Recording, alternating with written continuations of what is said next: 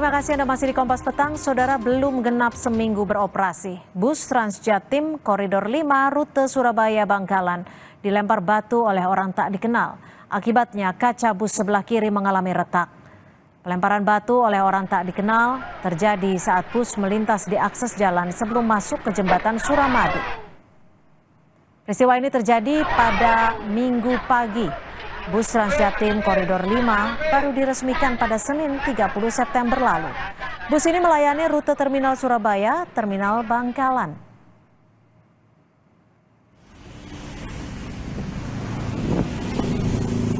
Komisi Pemberantasan Korupsi menetapkan Gubernur Kalimantan Selatan Syahbirin Nur sebagai tersangka kasus dugaan suap dan gratifikasi.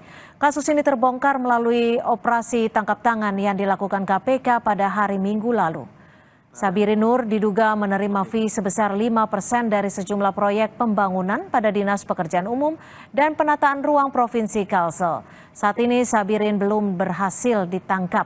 KPK menyatakan terus melakukan pengejaran terhadap tersangka.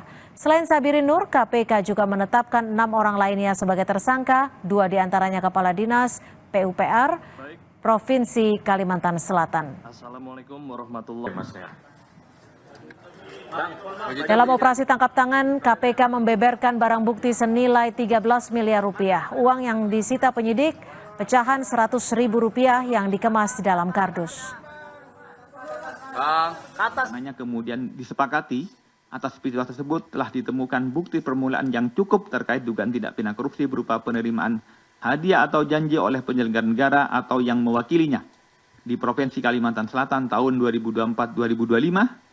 Dan sepakat bahwa perkara ini untuk dinaikkan ke tahap penyidikan terhadap pertama saudara SHB, 2 saudara SUL, 3 saudara YUL, 4 saudara AMD, 5 saudara FEB.